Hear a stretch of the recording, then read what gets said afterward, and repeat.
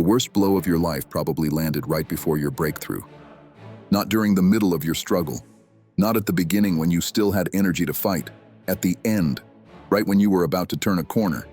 Genesis 32 tells a story that Jewish scholars have been unpacking for 3,000 years, and it reveals exactly why this happens. A man named Jacob finds himself alone at a river in the middle of the night. Something attacks him without warning. No introduction, no explanation. 1 second he's standing in the dark, next second he's fighting for his life. The fight lasts 8 hours. By hour 7, the creature, the text later reveals it was an angel, realizes it's losing. A supernatural being with no physical limitations, losing to a 40-year-old man running on fumes. So it goes for the hip. 1 touch. Instant dislocation. The most devastating injury of Jacob's entire life, delivered in the final hour of the fight. Not the first hour, the final hour. Jacob's grip doesn't loosen. The angel has to beg for release. Let me go, the sun is coming up. The same being that just wrecked Jacob's hip is now asking permission to leave. Because dawn is breaking, and whatever this thing is, it cannot survive daylight. Jacob's response, with his hip hanging out of socket, I'm not letting go until you bless me. By sunrise, he had a new name, a permanent limp, and a blessing ripped from the mouth of the thing that tried to destroy him. The timing of that hip strike wasn't random. The enemy hits hardest when he's about to lose you. If something recently tried to take you out, pay attention. That might not be evidence you're failing. That might be evidence dawn is closer than you think. Church gets this story wrong almost every time. Pastors preach it as a humility lesson. God breaking Jacob's pride. The deceiver finally learning his place. A man who schemed his whole life getting knocked down so he'd learn to depend on God. Nice sermon. Wrong story. Jacob wasn't getting humbled. He was winning. The text is explicit. After 7 hours of fighting, the angel saw that he could not prevail against him. The angel couldn't beat Jacob, an immortal being grappling with a human and coming up short. The hip strike wasn't a victory move. It was panic. The angel was watching the sky, calculating how long until sunrise, knowing his time was running out. Let me go, for dawn is breaking. He's not making a demand. He's making a request. Because whatever authority he carried operated in darkness, and light was about to end his jurisdiction. When that sun finally rose, the Hebrew says something specific. The word is Zarek. It doesn't mean the sun came up the way it comes up every morning. It means the sun rose on Jacob, directed at him, focused on him. The same word appears in Malachi. The sun of righteousness shall rise with healing in its wings. The light that ends the fight carries the cure for what the fight cost you. Jacob's hip was still dislocated when that sun came up. The healing wasn't instant, but it started the moment the light hit.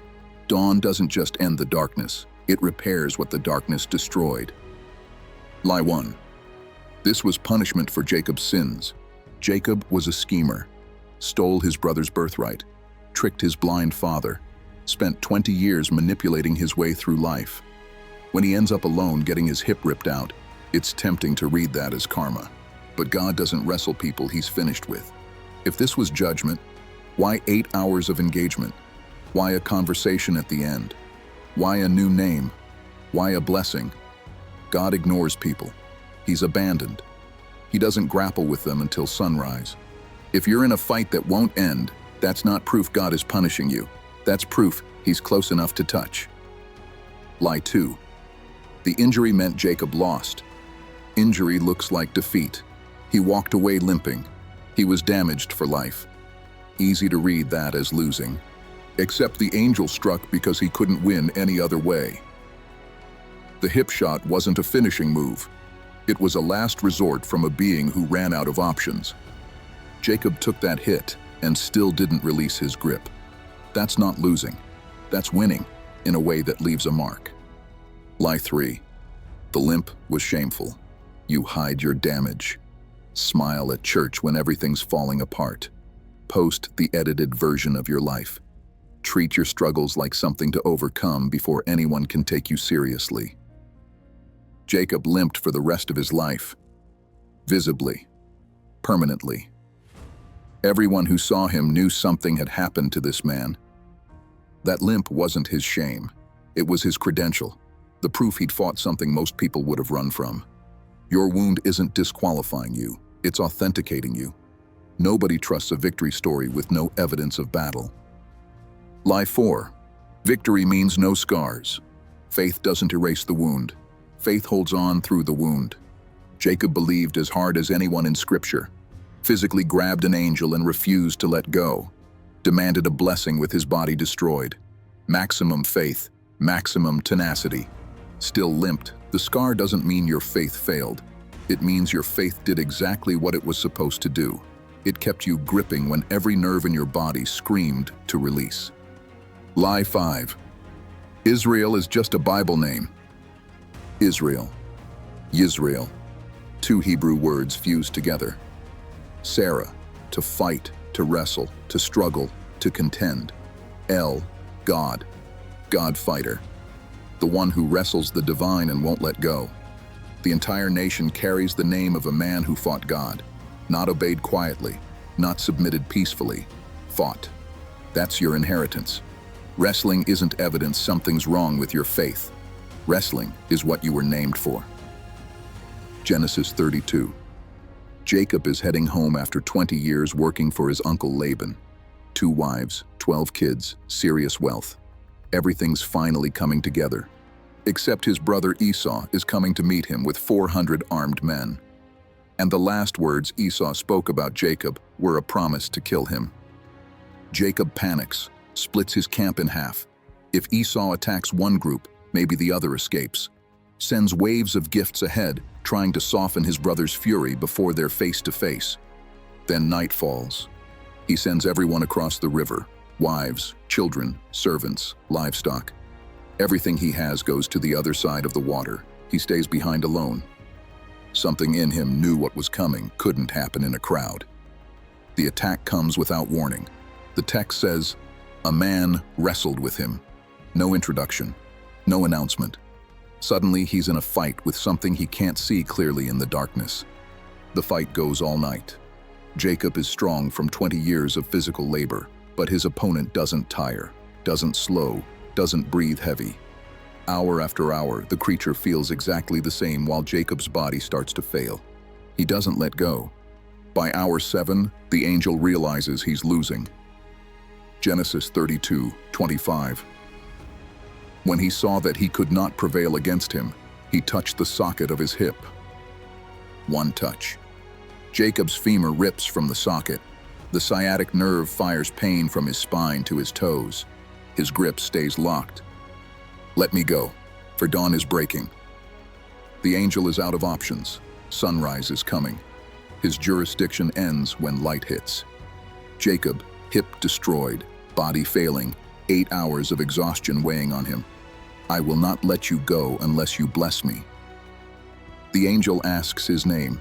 Jacob gives it. Yaakov, heel grabber, deceiver, his whole broken history in one word.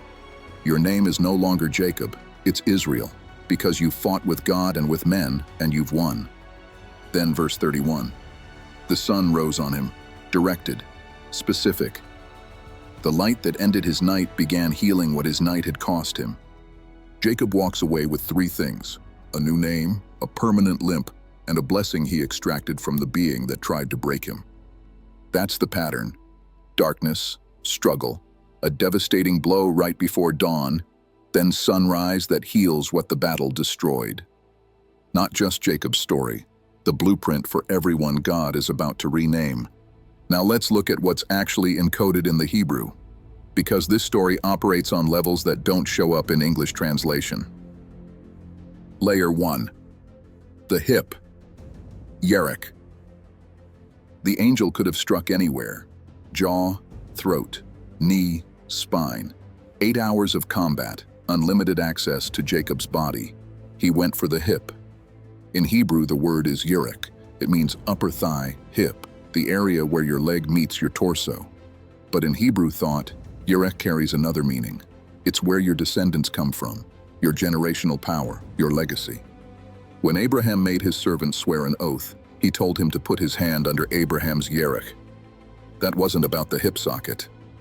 That was about swearing on Abraham's future lineage, the generations that would come from his body.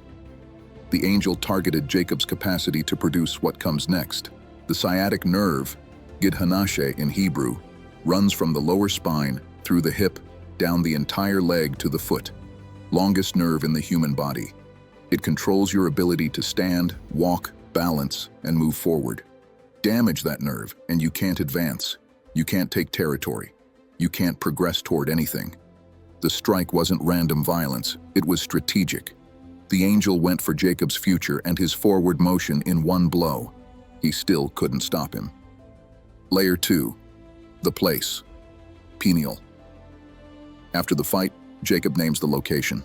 Genesis 32:30. So Jacob called the name of the place Peniel, for I have seen God face to face, and my life has been delivered. Peniel. In Hebrew, panim, face, plus el, God. The face of God. But panim doesn't just mean face. It appears over 2,000 times in the Old Testament. Face, yes, but also presence, the front of something, the part that confronts what's ahead. When Scripture says someone met God panim el panim, face to face, it's not describing a casual encounter, it's describing direct, unmediated contact. No priest in between, no prophet translating, you and the divine, that close. Moses spoke with God face to face. Exodus 33:11 says God talked to Moses the way a man talks to his friend. But when Moses asked to actually see God's face, God refused. No one can see my face and live. Jacob claims he saw God's face and his life was delivered. He experienced something Moses was denied. Now look at the letters in Peniel. Hebrew is pictographic. Each letter originally represented an image. Pe, a mouth, speech, communication, the power of words. Nun, a fish or a seed. Life, movement, continuation. Yod, a hand. Work, action, what effort produces. Aleph, an ox head. Strength, power, leadership. Lamed, a shepherd's staff.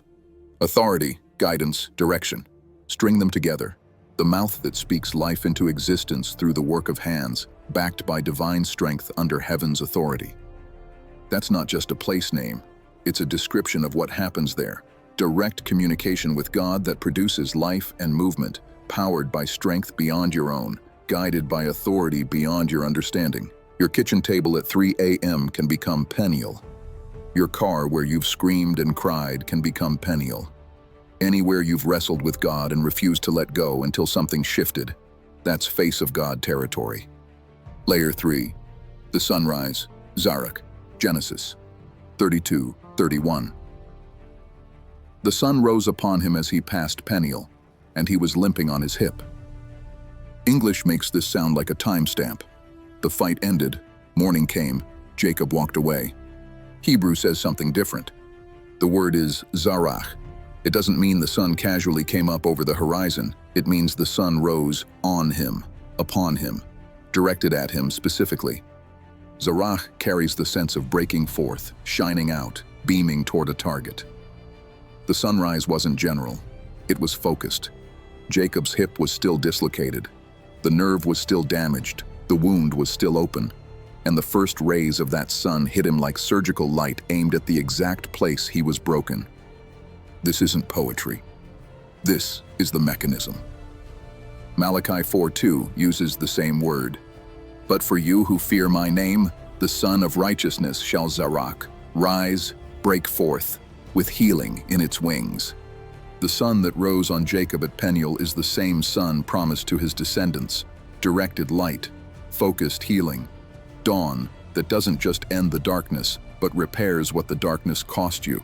The wings in Malachi's prophecy, kanaf in Hebrew, mean edges, corners, extremities. The healing isn't in the center of the sun, it's in the outermost rays. The first light that touches you when dawn breaks is already carrying the cure. Jacob's healing didn't happen all at once. He limped for the rest of his life. But the process started the instant the sun hit. The same light that ended his fight initiated his restoration. If you're still in the dark, the sun hasn't risen yet. But dawn doesn't negotiate. It doesn't wait for you to earn it. It comes on schedule, And when it does, the light won't just end your night. It will begin healing what your night destroyed. The angel asks a strange question in verse 27. What is your name? Angels aren't ignorant. This being just spent 8 hours fighting Jacob. He knows who he's dealing with. The question isn't for information, it's for confession. Jacob answers, Yaakov. That name comes from Akev, heel.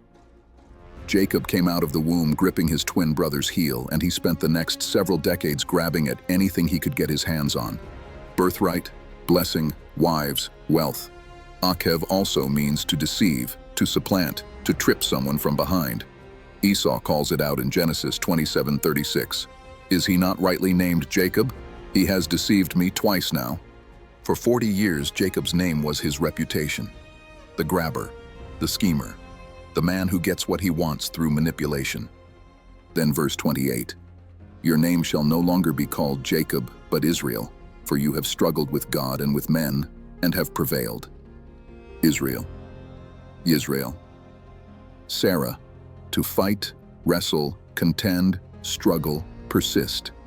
El. God. God wrestler. Heaven grappler. The one who grabs the divine and won't release until something changes. Not servant of God. Not beloved of God. Not obedient to God. Fighter of God. The angel didn't erase Jacob's intensity. He redirected it. The same tenacity that made Jacob a deceiver made Israel a nation builder. The same refusal to let go that stole a birthright from Esau extracted a blessing from an angel. Your worst trait redirected might be your greatest asset. Everything in you that feels like too much, the intensity, the persistence, the inability to accept no for an answer, that's not something to be eliminated. That's Jacob waiting to become Israel. Same fire, holier target. The nation that came from this man doesn't carry the name of the deceiver. It carries the name of the wrestler. Every descendant for 100 generations identified not by Jacob's schemes, but by Israel's grip. Your identity isn't defined by what you did to people. It's defined by what you do with God. Grab heaven and refuse to release. That's your inheritance. That's your name. Genesis 32:32 records something unusual. Therefore, to this day, the people of Israel do not eat the sinew of the hip, which is on the socket of the thigh, because he touched the socket of Jacob's hip on the sinew of the hip. This isn't a suggestion. It's a commandment that's been followed for 30 centuries. Every kosher butcher in the world performs the same procedure. Before the hindquarter of an animal can be sold, before it can be cooked, before it can touch a Jewish table, the sciatic nerve has to come out. The nerve runs deep, it branches. It's tangled in surrounding tissue. Removing it completely takes skill and time. Most kosher butchers don't even bother. They sell the entire hindquarter to non-kosher markets because extraction is so difficult. But in observant communities, the nerve comes out. Every time. Has for 3,000 years. Sabbath dinner, Passover, weddings, funerals, bar mitzvahs. Every meal where meat is served, that nerve has been removed first. Grandmothers taught daughters who taught granddaughters. An unbroken chain of hands cutting out the same nerve because of one night at a river when an angel grabbed a man in the dark. Your pastor, if he mentioned this at all, probably framed it as a memorial, remembering Jacob's pain, honoring his suffering. Rabbi Aharon Levi of Barcelona, who wrote the Sefer HaChinuch in the 13th century, said something different. The prohibition isn't mainly about the wound. It's about what followed. The sun rose, the light hit, the healing began. Every time that nerve gets removed, the full pattern repeats. Darkness, fight, wound, dawn, restoration, forward movement. Cut out the injury, keep the nourishment, eat what survived the battle. That's the message encoded in 3,000 years of kosher kitchens. Yes, the blow landed. Yes, it was targeted. Yes, it aimed at your future and your forward motion. But you're still eating, still nourished, still alive. The meat remains, even though the nerve is gone. The wound doesn't write the final sentence. The meal does. There's a physical action embedded in Jewish life that forces engagement with this truth. You can't just read about Jacob and move on. You have to touch the place where the injury happened, acknowledge it, extract it, then sit down with your family and consume what's left. Removal, then nourishment. Acknowledgement, then abundance. Wound, then table. The pattern doesn't erase the pain, it contextualizes it. Yes, this happened. And look, we're still here. Gathered. Fed. The battle marked us, but it didn't finish us. Christians don't keep kosher. That's not the point. The point is what's encoded. The mechanism. The rhythm that's been preserved since Jacob limped away from Peniel. Darkness has an expiration date. Wounds get contextualized by what comes after. The blow that was meant to end you becomes the story you tell at the table, surrounded by the people the enemy tried to prevent. Jacob's descendants don't hide that their father was struck. They build the memory into their meals. Public acknowledgement of the wound. Public celebration of the survival. Your limp isn't something to hide until it heals. Your struggle isn't something to suppress until you have a clean testimony. The nerve gets cut out and thrown away. The meat gets served to the family. Everyone at the table knows, we come from a wounded man who wouldn't let go, and we're still here. You're not reading this by accident. Something brought you here because something's been fighting you. Not metaphorically. Actually fighting you. An opposition that doesn't make sense given how hard you've tried, how much you've prayed, how long you've held on. Your bank account doesn't reflect your work ethic. Your marriage doesn't reflect your effort. Your health doesn't reflect how carefully you've lived. Your business doesn't reflect your competence. Something's off, and it's been off for a while, and nobody at church seems to have a good explanation for why your breakthrough keeps not arriving. You're Jacob at the Jabbok, not the beginning of the fight. You passed that a long time ago. You're somewhere around hour 6. Your body is screaming at you to quit. Your mind is running out of reasons to keep going. The thing you're fighting hasn't gotten weaker at all, and you're running on fumes. Here's what Jacob's story tells you about your situation. The fight itself is evidence you're chosen. God doesn't grapple with people he's discarded. He doesn't spend all night in direct contact with failures. If you're in a prolonged struggle, that's not proof of divine absence. That's proof of divine proximity. Close enough to wound, close enough to rename. The people who never wrestle aren't more blessed than you. They're just not in the ring. Easy life isn't the same as favored life. Jacob's night at the Jabbok was brutal, and it produced Israel. The recent blow probably means you're winning. The angel struck Jacob's hip at hour 7, not hour 1. The worst injury came at the moment the angel realized he was losing. That setback that hit you out of nowhere 6 months ago. That relationship that collapsed right when you thought it was finally working. That financial hit that landed after years of building. That diagnosis that came during what was supposed to be your healthiest season. Examine the timing. The enemy doesn't waste ammunition on people who aren't threats. He doesn't deploy his worst strike against targets that are already defeated. Heavy fire means you're close to something. Your limp is your credential. You've been treating your wound like a disqualification. Waiting until you're healed to speak. Hiding your struggle until you have a clean testimony. Assuming nobody wants to hear from someone who's still limping. Jacob walked with that limp for the rest of his life. Decades of visible damage. Every person he met could see something had happened to him. That limp wasn't his shame, it was his proof. Physical evidence that he'd encountered something most people run from and refuse to let go. Your struggle authenticates your story. Your scar makes your testimony trustworthy. The limp is what separates you from people who talk about battles they've never actually fought. Dawn doesn't require your permission. Jacob didn't manufacture sunrise. He didn't speak it into existence. He didn't achieve it through enough faith or enough prayer or enough positive confession. He just refused to let go until it came. The sun operates on a schedule that has nothing to do with your effort. Darkness has an expiration built into it. Morning comes whether you believe it will or not. Your job isn't to create breakthrough. Your job is to maintain your grip until breakthrough arrives. The angel was watching the horizon, calculating how many minutes until he had to leave. Your enemy knows something you don't. He knows how close the sunrise is. The healing comes with the light. The sun that rose on Jacob didn't just mark the end of his fight. It began restoring what the fight had cost him. Zarak, directed light, focused healing, dawn that targets your specific wound.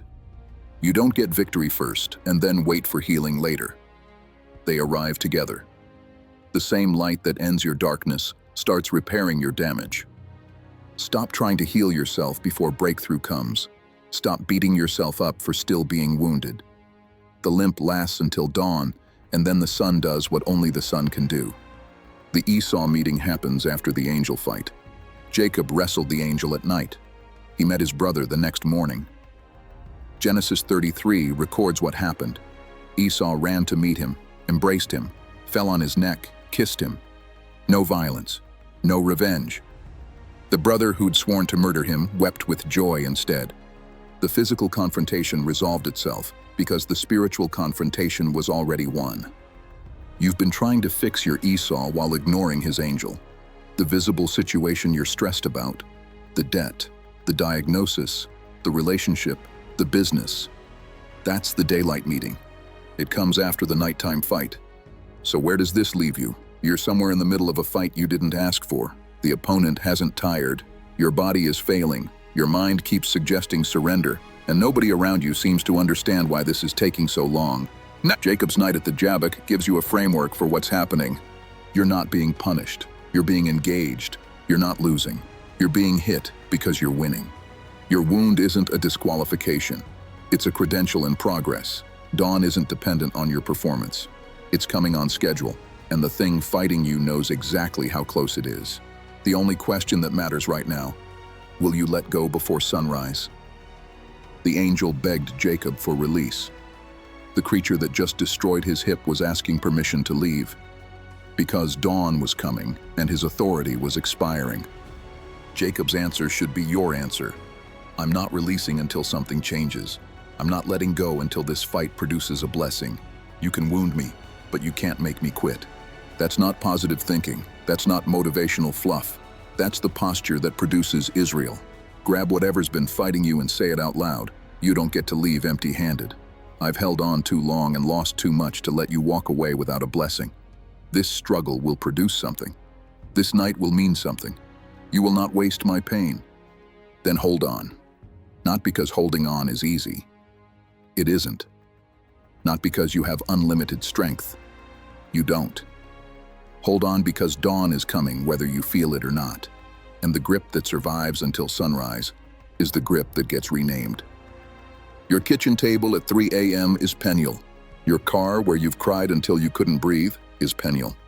Your bedroom floor where you've begged God for answers is Peniel. Anywhere you've wrestled with heaven and refused to walk away unchanged, that's face of God territory.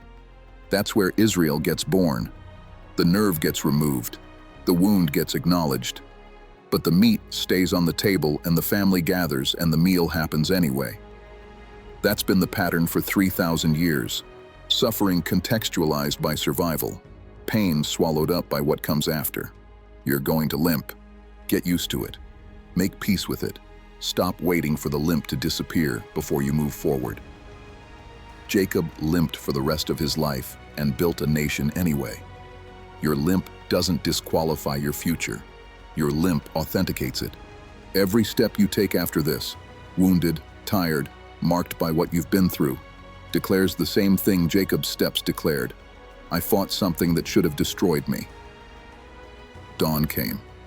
I'm still here. The sun is going to rise on you. Not because you earned it. Not because you figured out the right formula.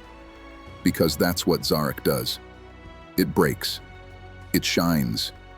It targets. It heals. The same sun that rose on Jacob, the same sun promised in Malachi, the same directed light that's been healing God wrestlers for 30 centuries. It's aimed at you. Win in the invisible realm first. The visible realm will adjust. That conversation you're dreading. That decision that's been looming. That confrontation you don't have the strength for. Stop trying to resolve it while you're still wrestling the angel. Finish the night fight. Watch how different the morning meeting becomes. You're not Jacob anymore. The man who walked away from Peniel had a new name, Israel, God wrestler, the one who fights heaven and doesn't quit. Whatever name you've been answering to, the failure, the broken one, the unlucky one, the one who can never catch a break. That's your Jacob name, your heel grabber identity, the reputation you built through years of struggle. Your Israel name is waiting on the other side of this night. Not a name based on your schemes, a name based on your grip. Not an identity formed by what you did to people, an identity formed by what you did with God. The angel didn't fix Jacob's character. He redirected Jacob's intensity. The same stubbornness that made him a deceiver made him a nation founder. Your worst trait surrendered to heaven becomes your greatest weapon. You're not Jacob anymore, even if the sun hasn't risen yet, even if you're still in the dark. The renaming happens before dawn. It happened at the end of the fight, not the end of the night. Start answering to Israel.